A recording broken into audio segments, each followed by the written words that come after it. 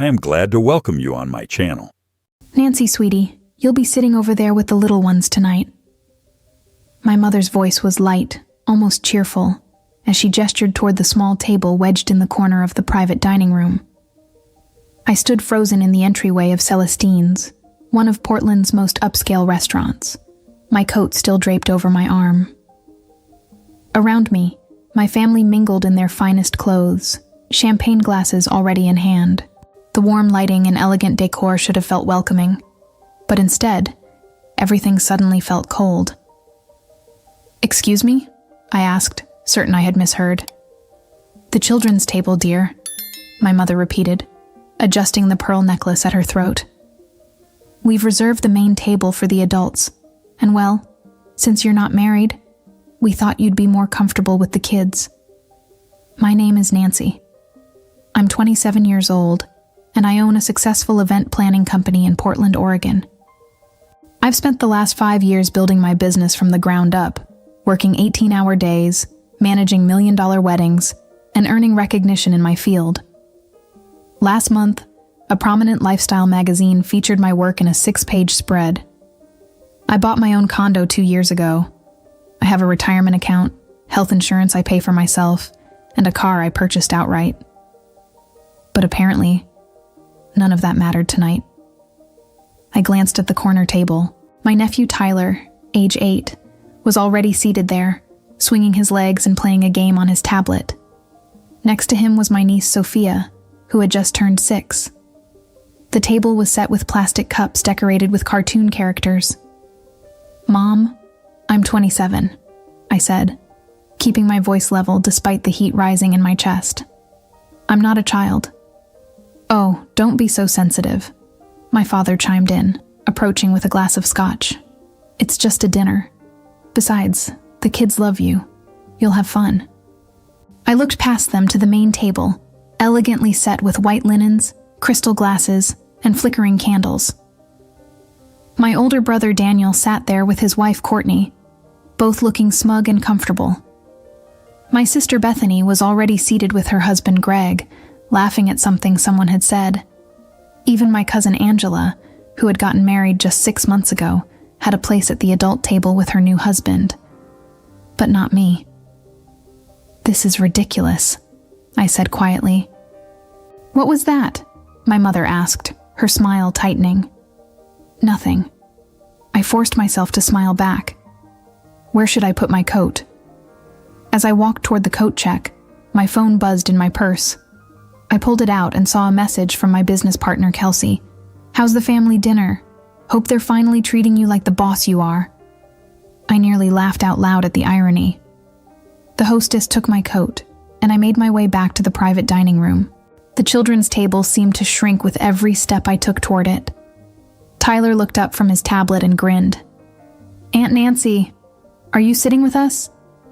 "Looks like it, buddy," I said, ruffling his hair as I slid into the child-sized chair. My knees nearly hit the underside of the table. From where I sat, I had a perfect view of the main table. Daniel was holding court, telling some story about a client at his accounting firm. Everyone laughed on cue. Bethany chimed in with an anecdote about her daughter's ballet recital. My mother beamed at them both, her face glowing with pride. I remembered that expression. She used to look at me that way, back when I was younger, before I chose a career path she didn't understand, before I prioritized my business over finding a husband. "Are you okay, Aunt Nancy?" Sophia asked, tugging on my sleeve. "You look sad." "I'm fine, sweetheart," I lied, turning my attention to her. "Tell me about school." As Sophia launched into a story about her teacher's pet hamster, I felt my phone buzz again. Another text from Kelsey. "P.S. The Thornton wedding contract came through. Biggest client yet. We should celebrate tomorrow." The Thornton wedding. 350 guests. A waterfront venue. A $250,000 budget. It was the kind of event that would cement my company's reputation for years to come. I had spent months courting that client, perfecting the proposal, negotiating every detail. But tonight, I was sitting at the children's table because I didn't have a ring on my finger. A waiter approached and handed me a plastic menu with pictures on it. "For the young lady," he said with a condescending smile. I stared at the menu. Chicken fingers, macaroni and cheese, a hot dog plate. At the adult table, they were being presented with leather-bound menus featuring filet mignon, pan-seared salmon, and herb-crusted lamb. Something inside me went very still. I looked around the table at my family, laughing and talking, not one of them glancing in my direction, not one of them thinking there was anything wrong with this picture. I had driven 2 hours to be here. I had rearranged client meetings. I had bought a new dress specifically for this dinner, and they had seated me with the children. I pulled out my phone and opened my messages. My fingers hovered over the keyboard for a moment before I typed. "Kelsey, change of plans. I'm going to need that celebration tonight after all. I'll explain later." Then I stood up, smoothed down my dress, and picked up my purse. "Where are you going?" Tyler asked. "I just need to make a phone call, buddy," I said softly. "I'll be right back." But I wouldn't be. I walked past the main table without looking at anyone and headed straight for the coat check. My hands were steady as I handed the attendant my ticket, but inside, my thoughts were racing. Years of moments like this crashed over me all at once, a tidal wave of memories I had pushed down and tried to forget. The coat check attendant returned with my jacket. "Leaving so soon?" she asked. "Change of plans," I said simply. As I slipped my arms into the sleeves, I thought about my college graduation. I had earned my degree in business administration with honors, despite working 2 jobs to pay for it. My parents had attended the ceremony, but they had spent most of the reception talking about Daniel's upcoming promotion at his firm.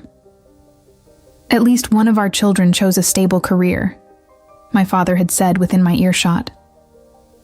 I thought about the day I signed the lease on my first office space. I had called my mother, so excited I could barely speak. "Mom, I did it. I found the perfect location for my company." Her response had been lukewarm at best. "That's nice, dear. When are you going to settle down and find a nice young man? You're not getting any younger." I was 24 at the time. I thought about last Christmas, when Bethany had announced she was pregnant with her second child. My mother had cried tears of joy and immediately started planning a baby shower. 2 weeks later, when I told them about landing my first 6-figure contract, my father had simply nodded and said, "That's good," before changing the subject to Daniel's new house. The pattern had always been there. I just hadn't wanted to see it clearly until tonight. I pulled out my phone and texted my mother. "Had to leave. Something came up with work. Sorry." I didn't wait for a response.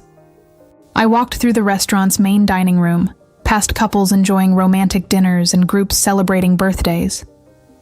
Everyone looked so normal, so content. I wondered if any of them had families who dismissed their accomplishments because they didn't fit into a predetermined mold. The cool evening air hit my face as I stepped outside. Portland in October was beautiful, the trees just starting to turn gold and red. I had always loved this city, loved building my life here on my own terms. But standing there on the sidewalk, I felt suddenly exhausted by the constant battle to prove my worth to people who should have valued me unconditionally. My phone buzzed. A text from my mother. "What do you mean you left? Where did you go?" I ignored it and called Kelsey instead. "Hey, that was fast," she answered. "Are you done with dinner already?" "I'm done, all right," I said, walking toward where I had parked my car. "Long story.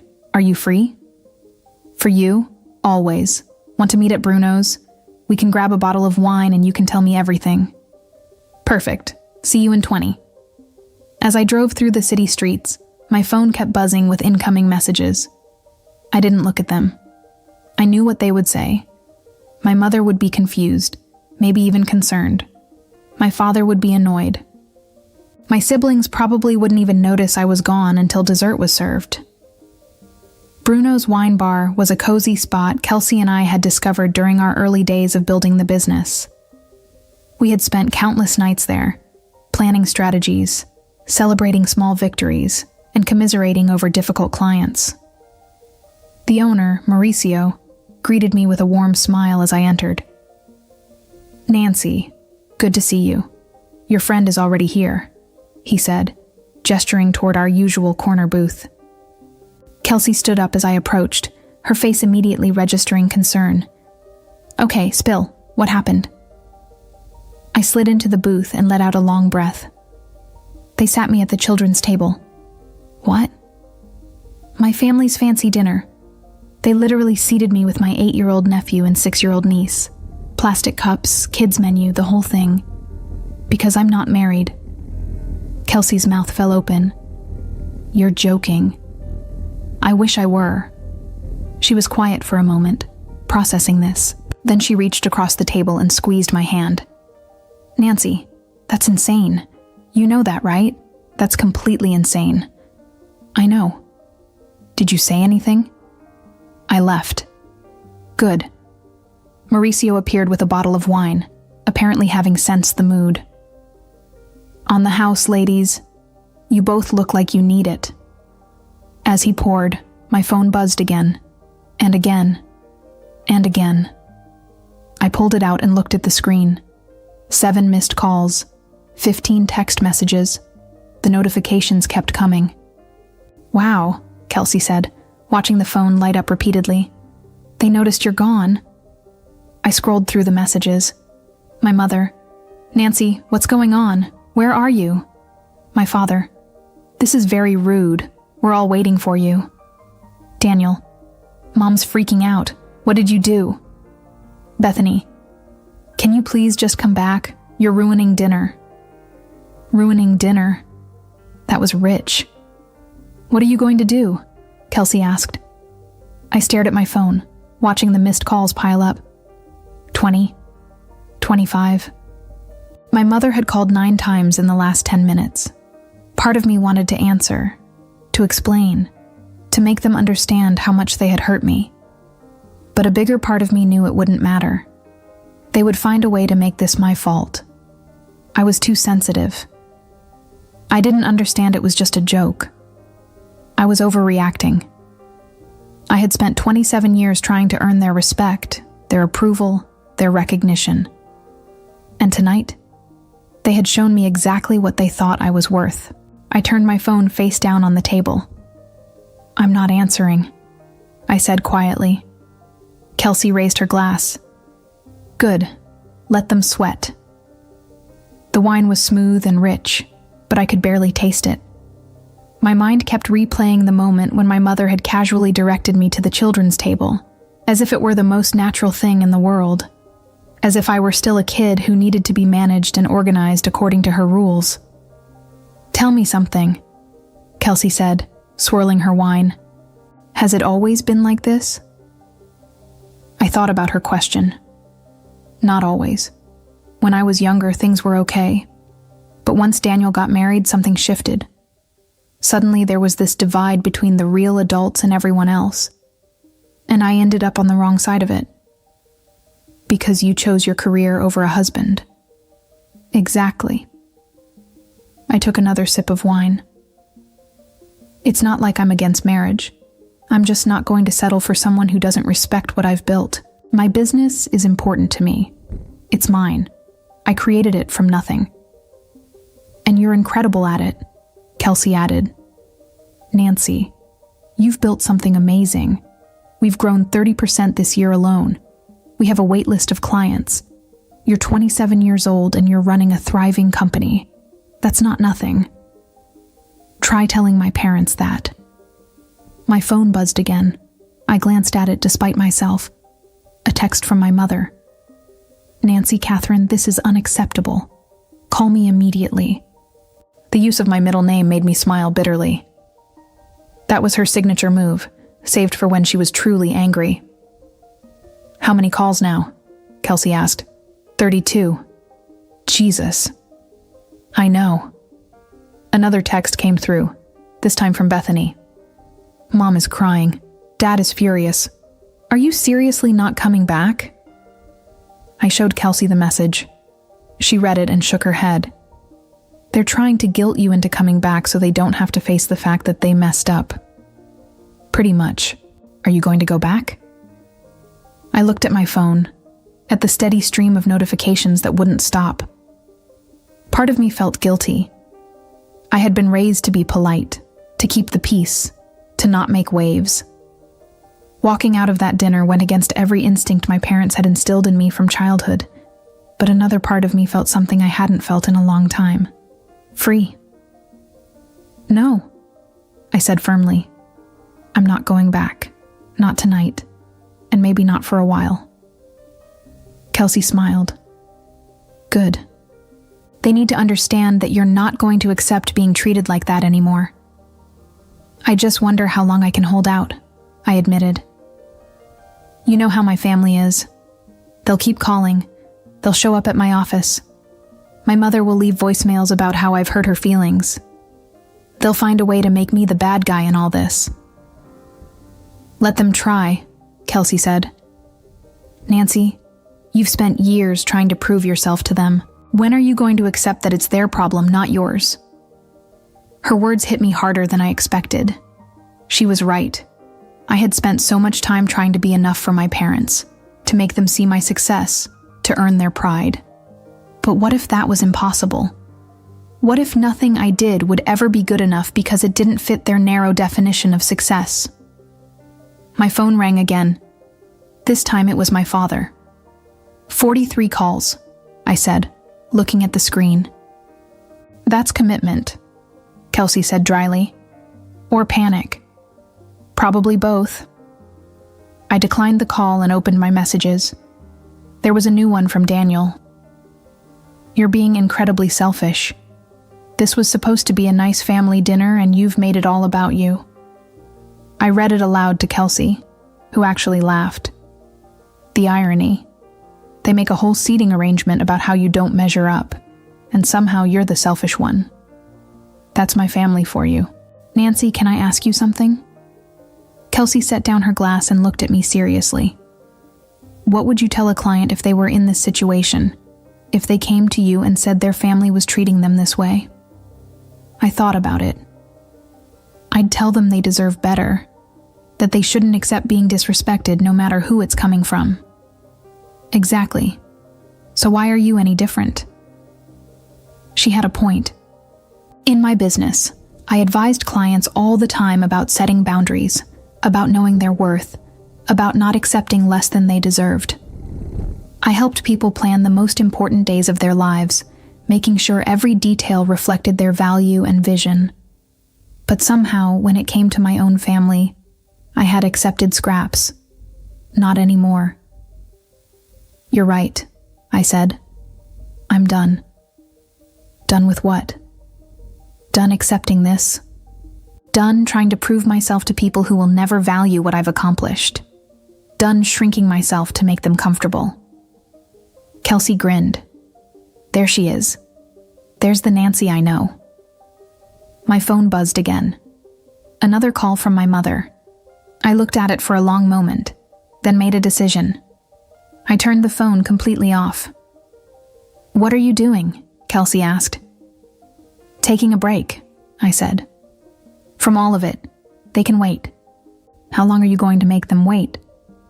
As long as it takes for them to understand that I'm not a child anymore, that I won't be treated like one, that my life and my choices have value, even if they don't understand them. Mauricio appeared at our table again. How's the wine, ladies? Perfect, I said, and I meant it. For the first time all evening, I felt like I could breathe. Another bottle? He asked with a knowing smile. Absolutely. As he walked away, Kelsey raised her glass. To standing up for yourself. To standing up for myself, I echoed. We clinked glasses, and I took a long drink, feeling the warmth spread through me.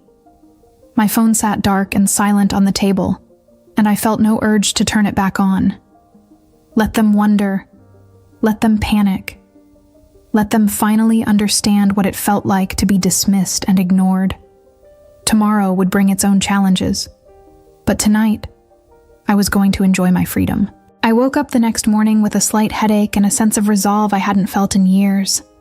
Sunlight streamed through the windows of my condo, and for a moment, I just lay there, staring at the ceiling, replaying the previous night's events. My phone was still off.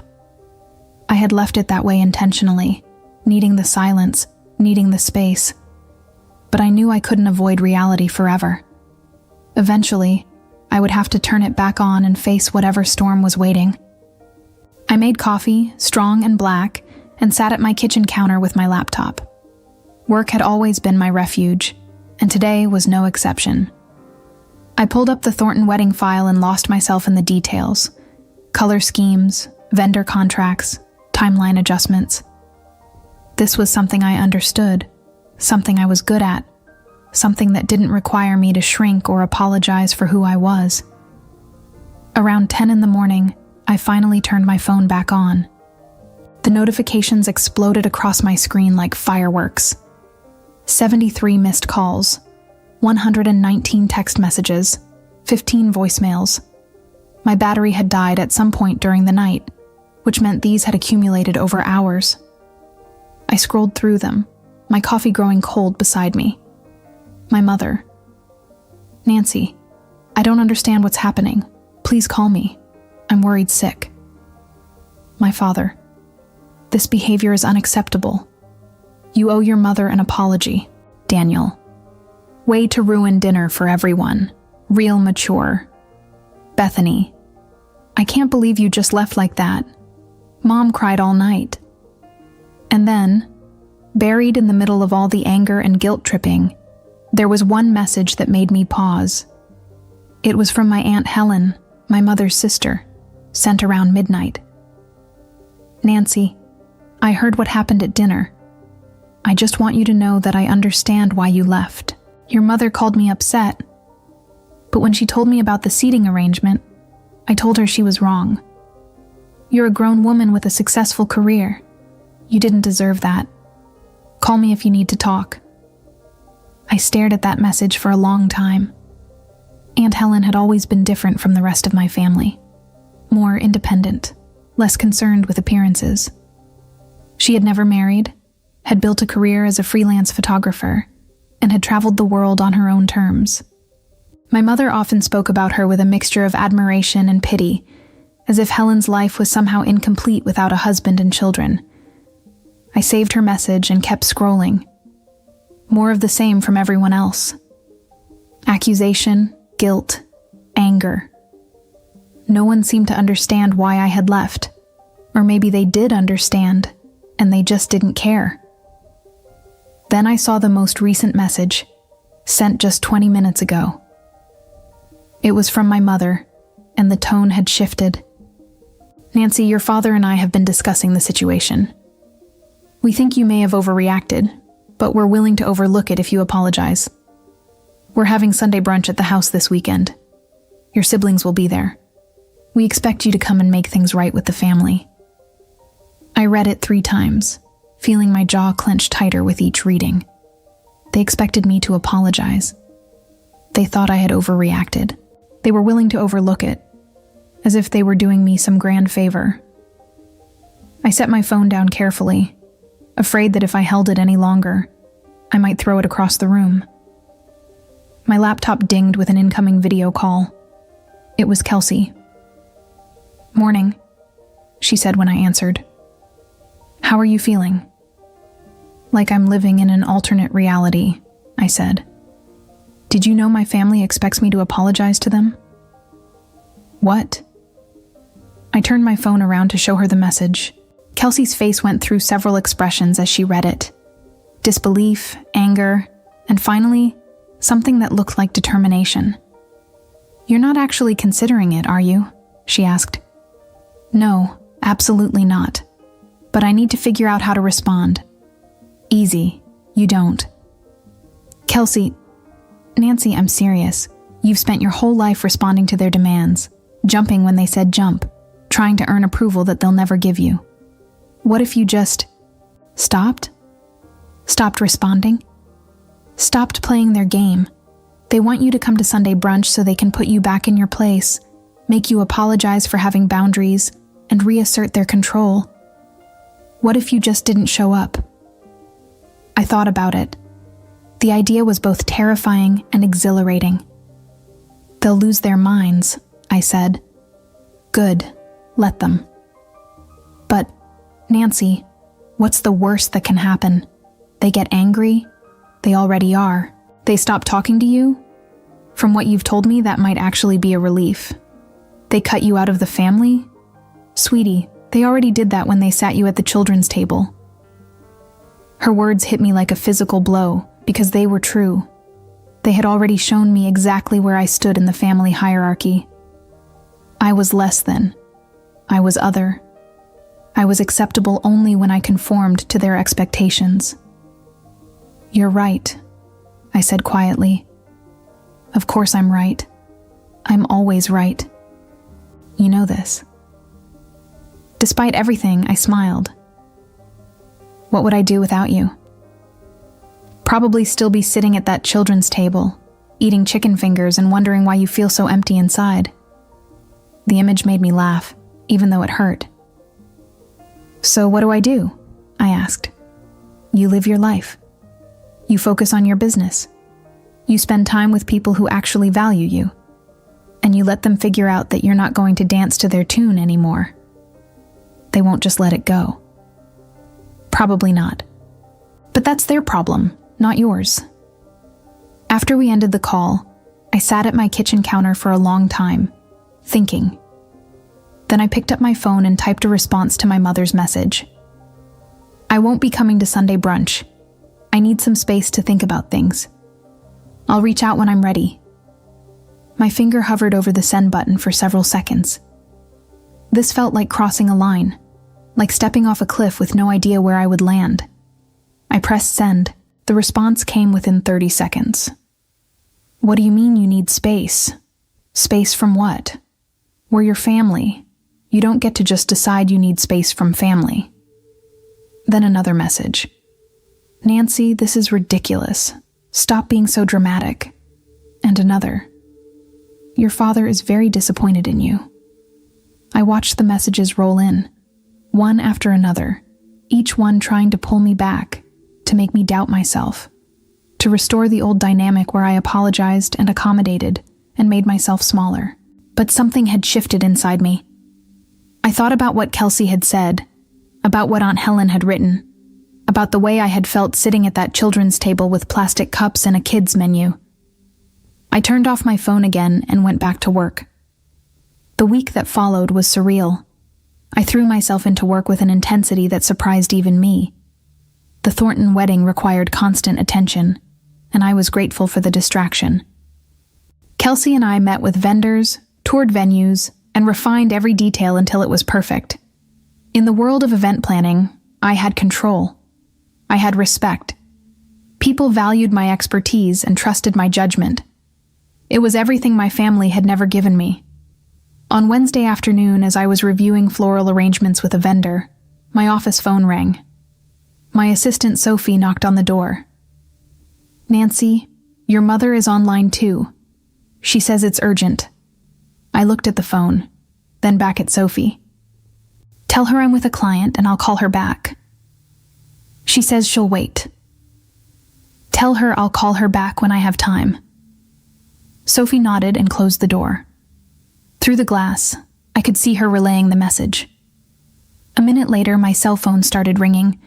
I declined the call and turned my attention back to the vendor. Sorry about that. Now, about the centerpieces. But it was hard to concentrate. My mother called 3 more times during that meeting. When the vendor left, I checked my messages. My mother had left 2 voicemails, both increasingly frantic. My father had texted, Your mother is very upset. This has gone on long enough. Call her back. Daniel had sent a message too. What is your problem? Just call Mom and stop being so childish. I stared at that message for a long time. Childish. They still saw me as a child, even as I ran a successful business. even as I managed projects worth hundreds of thousands of dollars, even as I employed 5 people and had built something significant from nothing. My phone rang again. This time it was Aunt Helen. I answered. "Hey." "Nancy, hi. I hope I'm not catching you at a bad time." "Not at all. How are you?" "I'm fine, but I wanted to check in on you. Your mother called me last night. She's very worked up." "I can imagine. She told me you refused to come to Sunday brunch, that you're not returning her calls." I waited for the lecture, the gentle scolding about family obligations and keeping the peace. Instead, Helen said, "Good for you." I nearly dropped my phone. "What?" "Good for you," she repeated. "Nancy, I've watched your mother treat you like you're less than your whole life. It was wrong when you were younger, and it's wrong now. What she did at that dinner was inexcusable. She doesn't see it that way." "Of course she doesn't. Your mother has very specific ideas about how life should look, and anything that doesn't fit that picture makes her uncomfortable. But that's her issue, not yours." I felt tears prick my eyes. "Thank you for saying that." "I'm saying it because it's true. Listen, I know your mother is my sister and I love her, but that doesn't mean I agree with how she's treated you. You've built an incredible life for yourself. You should be proud." "I am proud. I just wish they could see it. They might, eventually, or they might not. But you can't keep sacrificing yourself hoping they'll change." After we hung up, I sat in my office for a while, just breathing. Aunt Helen's words had cracked something open inside me, something I had kept locked away for years. The realization that maybe, just maybe, the problem wasn't me. That evening, as I was leaving the office, Sophie stopped me. "Nancy, before you go, your mother called again, 4 times actually, and your father called twice. They both said it was extremely important." "Did they say what it was about?" "Your mother said she needs to speak with you about a family emergency." My stomach dropped. "Did she say what kind of emergency?" "No, just that it was urgent and you needed to call immediately." I pulled out my phone with shaking hands. A family emergency. What if something had happened to someone? What if my father was sick? What if Bethany or Daniel had been in an accident? I dialed my mother's number. She answered on the first ring. "Nancy, finally. I've been trying to reach you for hours." Sophie said there was a family emergency. "What happened? Is everyone okay?" "Well, no. Everyone is not okay. Your father and I are extremely upset, and your siblings are upset, and this whole situation is causing problems for everyone." I felt the fear drain out of me, replaced by a slow-burning anger. "That's the emergency? That everyone is upset?" "Yes. Nancy, this has gone on long enough. Whatever point you were trying to make, you've made it. Now it's time to stop being difficult and come home for brunch on Sunday." "Mom, I told you, I need space right now." "Space? Space from what? We're your family. And frankly, I think you're being incredibly selfish. Do you know how embarrassing this is? People are asking questions. They want to know where you were at dinner, why you left, why you're not coming to brunch. What am I supposed to tell them? How about the truth? That you seated me at the children's table and I decided I deserved better." There was a sharp intake of breath. "Is that what this is about? That silly seating arrangement? Nancy, you're being ridiculous. It wasn't personal. Mom, you gave me a kid's menu with chicken fingers on it. You made me sit with an 8-year-old and a 6-year-old while every other adult in the family sat at the main table. How is that not personal?" "You're blowing this completely out of proportion. It was just a practical decision.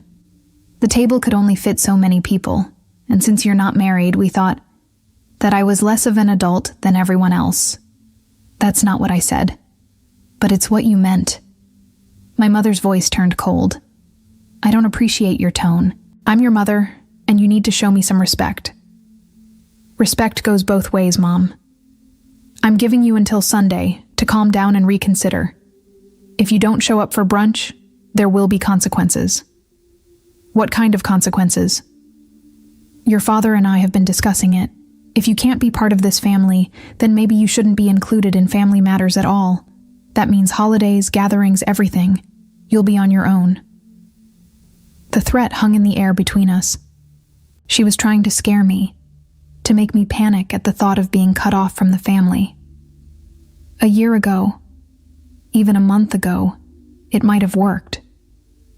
But after sitting at that children's table, after a week of relentless calls and manipulation, after years of feeling less than, something inside me had changed. If that's how you want it, then okay, I said quietly. What? If that's your decision, I'll accept it, but I'm not coming to brunch to apologize for having boundaries. Nancy. I hung up. Sunday morning arrived gray and drizzly, typical Portland weather. I woke up early and went for a run through my neighborhood, letting the rain wash over me. My mind was clearer than it had been in weeks. I had made my choice, and I was prepared to live with whatever consequences came next. When I got back to my condo, I showered and made breakfast. I was just sitting down with coffee and toast when my phone rang. It was Kelsey. Hey, aren't you supposed to be at brunch right now? She asked. Nope. I'm at home, watching the rain and feeling surprisingly peaceful. You didn't go? I didn't go. And how do you feel about that? Honestly? Good. Really good. That's my girl. Listen, I know today might be tough, so I wanted to let you know I'm here if you need anything. We could grab lunch later, or I could come over with wine and trashy movies. Thanks, Kels. I'll let you know. After we hung up, I settled onto my couch with my laptop to do some work. But I found it hard to concentrate. I kept wondering what was happening at my parents' house. Were they sitting around the brunch table right now, talking about me? Were my siblings there, shaking their heads at my absence? Was my mother playing the victim, telling everyone how terrible I was being? Around noon, my phone started ringing. First Daniel, then Bethany, then my father. I let them all go to voicemail. Then my mother called, and called again, and again. I turned my phone to silent and set it face down on the coffee table. 2 hours later, I heard a knock at my door. I looked through the peephole and my stomach sank. My mother stood in the hallway, her face tight with anger. Behind her was my father, looking stern and uncomfortable. I took a deep breath and opened the door. Hi, Mom. Dad. We need to talk, my mother said, pushing past me into the condo. My father followed, closing the door behind him. You could have called first, I said. I did call, many times. You didn't answer. I was taking some space like I said I needed. This has gone far enough, Nancy. My father's voice was hard. You're acting like a spoiled child. The irony of him calling me a child wasn't lost on me. I'm acting like someone who has boundaries, I said calmly. There's a difference. Boundaries? My mother laughed, but there was no humor in it. Is that what you call disrespecting your family? Humiliating us in front of everyone? I disrespected you? Mom, you sat me at the children's table. Oh, for heaven's sake, we're back to that. It was just a seating arrangement. It was a message, a very clear message that you don't see me as an equal to my siblings. That's not true. Isn't it? When was the last time you asked about my business? When was the last time you celebrated one of my achievements the way you celebrate everything Daniel and Bethany do? My mother's face flushed. We're very proud of you. No, you're not. You're confused by me. You're embarrassed that I'm not married. You wish I had chosen a different path, a more traditional path like Bethany did. But I didn't, and that doesn't make my life less valuable. We never said your life was less valuable. You didn't have to say it. You showed it. You've been showing it for years. But I was too busy trying to earn your approval to see it clearly. My father stepped forward.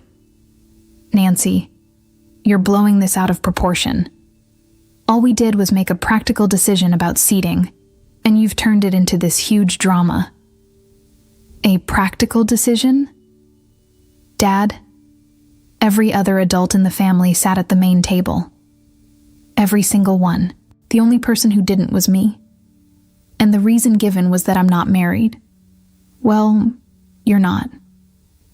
And that makes me less of an adult? He shifted uncomfortably. That's not what I'm saying. Then what are you saying? Neither of them answered. I took a deep breath. Look, I love you both. But I can't keep doing this. I can't keep shrinking myself to fit into the box you want to put me in. I've built a good life. I have a successful business that I'm proud of. I have friends who respect me and support me, and I need family who can do the same. We do respect you, my mother said, but her voice lacked conviction. No, you don't. If you respected me, you would have seated me at the adult table. If you respected me, you wouldn't have expected me to apologize for leaving a situation that was humiliating. If you respected me, you would understand why I need space right now. So, what are you saying? My father asked. That you're done with us? I'm saying I need time to figure out what a healthy relationship with you looks like. And that might mean not seeing you for a while. My mother's eyes filled with tears. You can't mean that. I do mean it. I've spent my whole life trying to be enough for you, and I'm tired. I'm tired of feeling like I'm failing just by being who I am.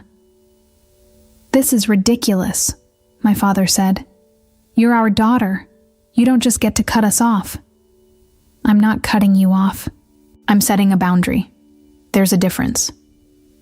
It doesn't feel different from where we're standing, my mother said. I know, and I'm sorry that it hurts. But I have to do what's best for me. They stood there for a moment, and I could see them struggling with what to say. Finally, my mother spoke, her voice trembling. If this is really what you want, then fine. But don't expect us to come crawling back when you change your mind. I don't expect anything, I said quietly. That's the whole point. They left without another word. I watched through the window as they got into their car and drove away. Then I sat down on my couch and let myself cry. It wasn't tears of regret or uncertainty. It was grief for the family I had wanted but never had, mixed with relief that I had finally stopped pretending. My phone buzzed with a text.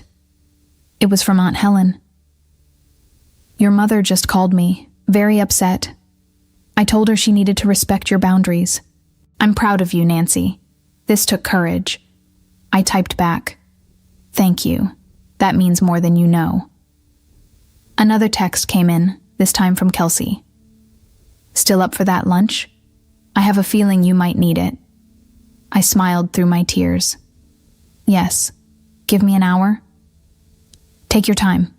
I'm not going anywhere. I set down my phone and looked around my condo, at the life I had built for myself. It wasn't the life my parents had wanted for me, but it was mine.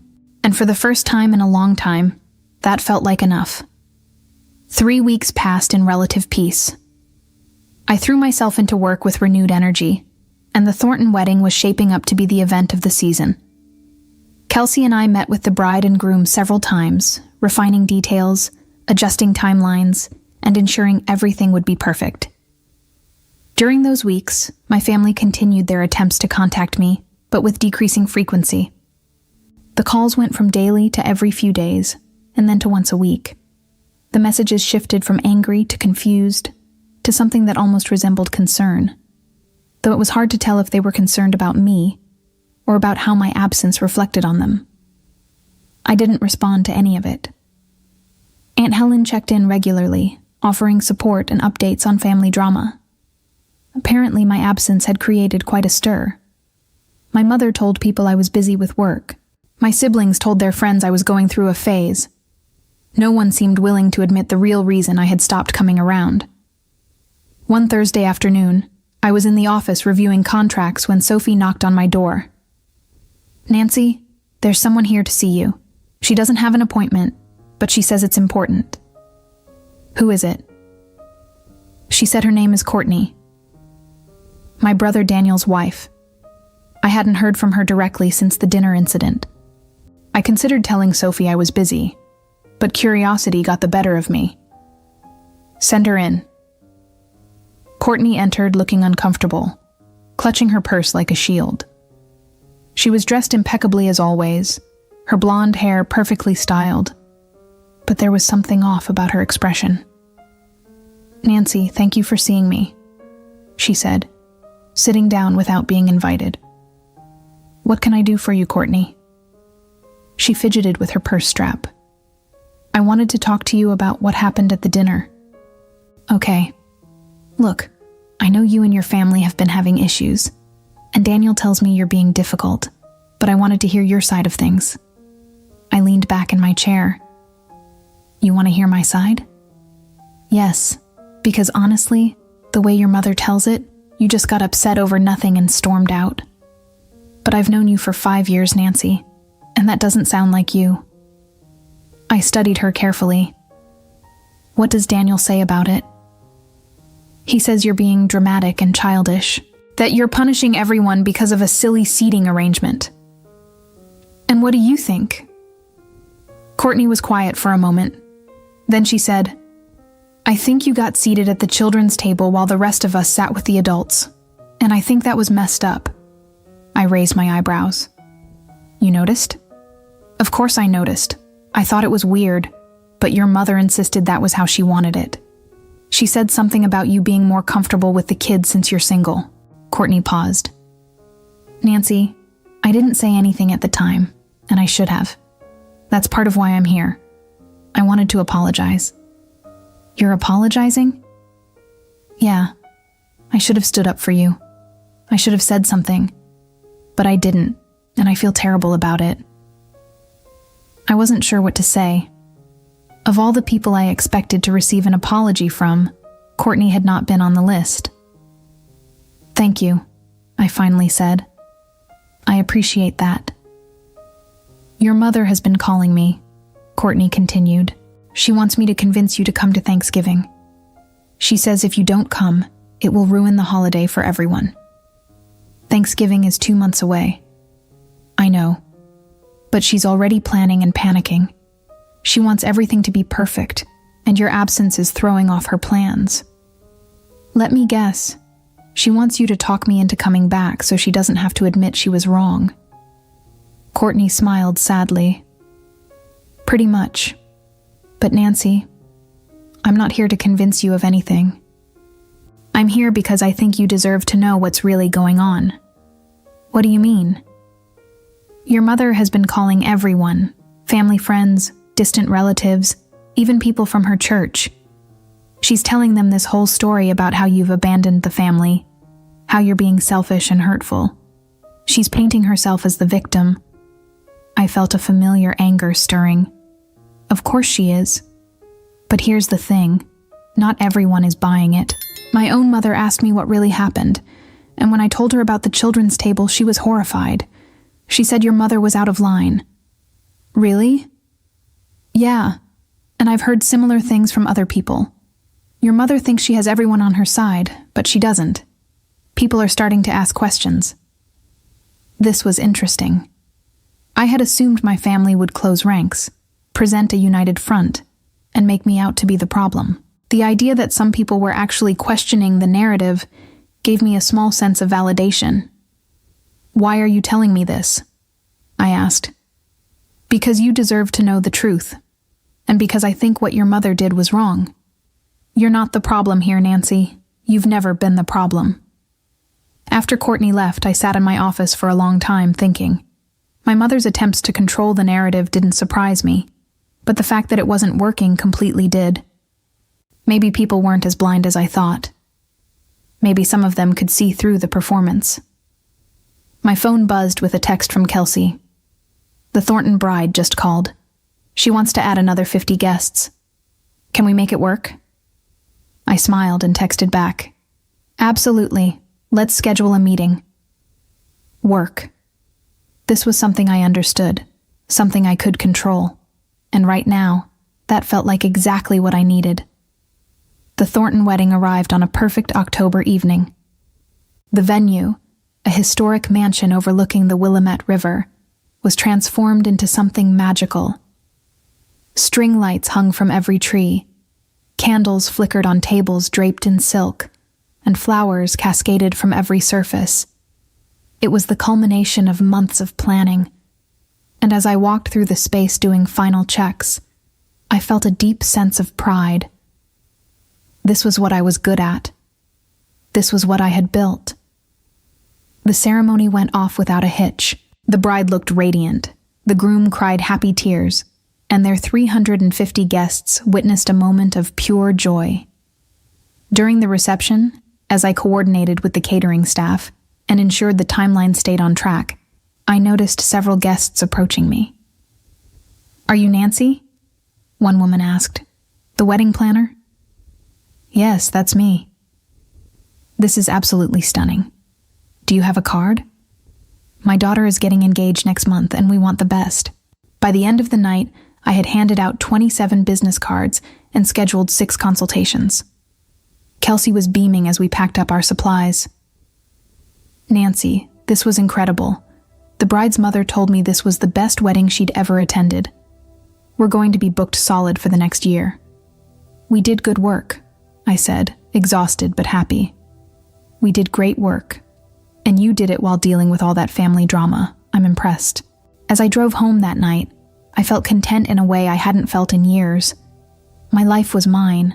My success was mine. And I didn't need anyone's validation to know my worth. The next morning, I woke to my phone ringing. It was an unknown number, which I normally wouldn't answer, but something made me pick up. "Hello? Nancy? It's Caroline Thornton." The bride. My heart skipped. "Caroline, hi. Is everything okay?" "Everything is perfect. More than perfect. Nancy, I just wanted to call and thank you personally. Last night was like a dream. You made everything so beautiful and so seamless. It was exactly what we hoped for. I'm so glad. It was an honor to be part of your day. I've already told everyone I know about you. In fact, I'm having brunch with some friends this morning, and they're all asking for your information. I hope you don't mind." "Mind? Not at all. Thank you, Caroline." After we hung up, I lay in bed smiling. This was the reward. Not just the money or the bookings, but knowing I had created something meaningful, something that brought joy to people's lives. My phone buzzed with a text. It was from a number I didn't recognize.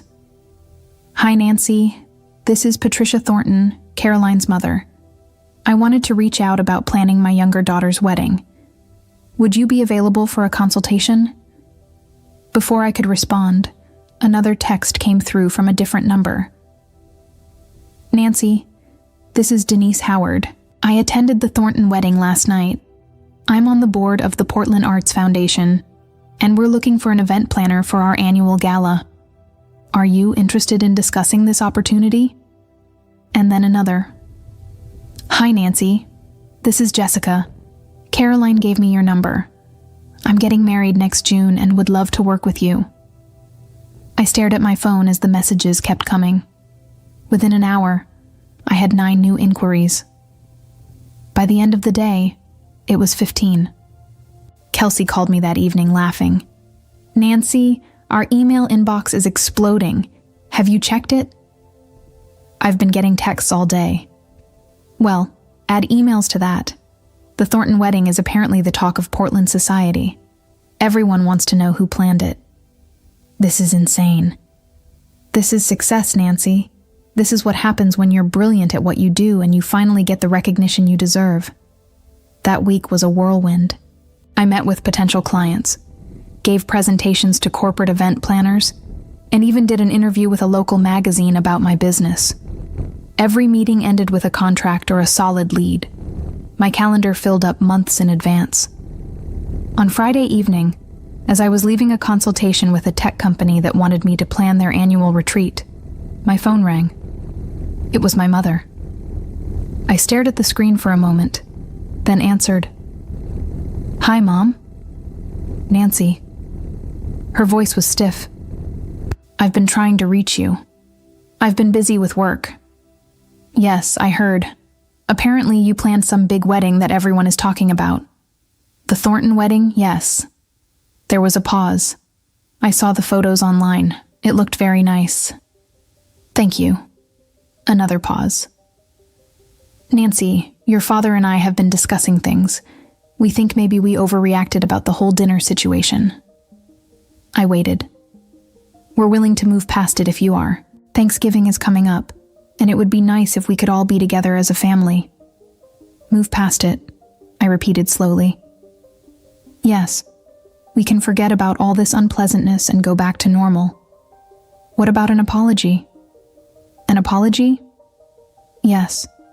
For seating me at the children's table, for dismissing my feelings, for threatening to cut me off when I tried to set boundaries." My mother's tone hardened. "I'm not going to apologize for trying to organize a family dinner. You're the one who made this into a big deal." "Then I guess we don't have anything more to discuss." "Nancy," I hung up. Thanksgiving morning arrived cold and clear. I woke up early and went for a run, enjoying the quiet streets and the way my breath fogged in the crisp air. When I got back to my condo, I showered and put on comfortable clothes, jeans and a soft sweater, something I would never have been allowed to wear to one of my mother's formal holiday dinners. Kelsey was hosting a Friendsgiving at her apartment, and she had invited me weeks ago. "For everyone who doesn't want to deal with family drama," she had said with a grin. I had accepted immediately. As I was getting ready, my phone buzzed with messages. The first was from Aunt Helen. "Happy Thanksgiving, Nancy. I'm proud of you for standing your ground. Enjoy your day." The second was from Courtney. "Happy Thanksgiving. Just so you know, your mom has been complaining all morning about how you're ruining the holiday by not being here. Daniel told her to drop it. Things are tense. Hope you're having a better day than we are." I smiled at that message. Then came one from my mother. "Since you've decided not to be part of this family, I suppose there's no point in wishing you a happy Thanksgiving. I hope you're satisfied with your choices." I deleted it without responding. The Friendsgiving was exactly what I needed. Kelsey had invited a dozen people, colleagues, friends, and a few clients who had become friends. The atmosphere was warm and relaxed, filled with laughter and good food. No one asked why I wasn't with my family. No one made me feel like I was missing out on something essential. During dinner, as we went around the table sharing what we were thankful for, I said, "I'm thankful for friends who accept me as I am, for a career that fulfills me, and for finally learning that I don't need to shrink myself to fit into someone else's expectations." Kelsey raised her glass. "To Nancy, who is absolutely killing it at life."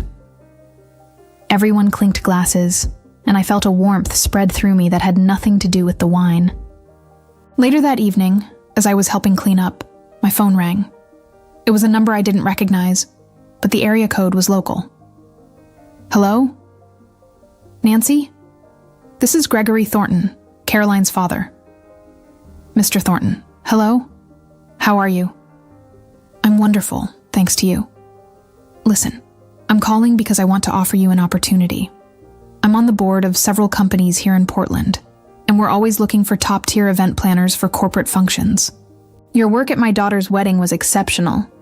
I'd like to bring you in to pitch for several upcoming events. We're talking significant contracts." My heart raced. I would be very interested in that. "Excellent. I'll have my assistant reach out to schedule a meeting. Nancy, you're going to do very well in this city. Mark my words." After we hung up, I just stood there in Kelsey's kitchen, phone in hand, trying to process what had just happened. "Good news?" Kelsey asked, noticing my expression. "Potentially life-changing news." "Tell me." I explained about Gregory Thornton's call. Kelsey squealed and hugged me. Nancy, this is huge. Corporate events are where the real money is. I know. Your family has no idea what they're missing out on, do they? Not a clue. The next few weeks were transformative. I met with Gregory Thornton and his associates, presented proposals, and landed 3 major corporate contracts. My business grew exponentially. I hired 2 more employees and started looking for a larger office space. One December afternoon, as I was reviewing contracts in my new office, Sophie knocked on the door. Nancy, your mother is here. Should I send her in? My mother. Here. I took a breath. Yes, send her in. My mother entered, looking around at the expanded space, the new furniture, the large windows overlooking downtown Portland. Her expression was hard to read. This is quite an upgrade, she said. Business has been good. So I've heard. She sat down without being invited.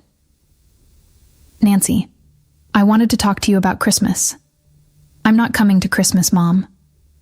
I figured as much, but I wanted you to know that your absence is affecting the whole family. Your siblings' children keep asking where Aunt Nancy is. Daniel and Bethany are upset. Your father barely speaks anymore. And whose fault is that? My mother's jaw tightened. You're being very selfish. No, I'm being healthy. There's a difference. You're throwing away your family over one small incident. It wasn't one small incident, Mom. It was years of being treated like I didn't matter because I didn't fit your ideal. The dinner was just the moment I finally saw it clearly. So that's it? You're just done with us? I'm done accepting less than I deserve. If you can't respect me and my choices, then yes, I'm done. My mother stood up. You'll regret this, maybe, but I doubt it. She left without another word. Through my office window, I watched her get into her car and drive away. Then I turned back to my desk, to the contracts and proposals and plans for my growing business. My phone buzzed. A text from Kelsey. Brunch tomorrow to celebrate your new contracts? I smiled and texted back, absolutely. In the months that followed, my parents made a few more attempts to contact me, each one less forceful than the last. When I didn't respond, they eventually stopped trying. My siblings followed suit, apparently deciding that maintaining their relationship with our parents was more important than maintaining one with me. I heard through Aunt Helen that my mother told people I had become too successful to care about family anymore, still unable to see the irony in that statement. Daniel and Courtney divorced 8 months later. Courtney reached out to tell me she had finally stood up to the family's unrealistic expectations, and she thanked me for showing her it was possible. Bethany's marriage grew strained as she struggled under the weight of being the only perfect child left to fulfill our parents' expectations. My mother's attempts to control every aspect of her life eventually led to a falling out that mirrored my own, though Bethany eventually returned to the fold after apologizing. As for my parents, they found themselves increasingly isolated, unable to understand why their rigid expectations and conditional love had driven their children away. As I sat in my office one spring afternoon, looking out at the city I had built my life in, I thought about that night at the children's table. It had felt like the end of everything at the time, but it turned out to be the beginning of knowing my worth, of refusing to accept less, of building a life that was truly mine. I had lost a family, but I had gained something more valuable, myself. And standing there in my own space, surrounded by the success I had created, I knew I had made the right choice. Sometimes the best revenge is simply refusing to shrink yourself for people who will never appreciate you anyway.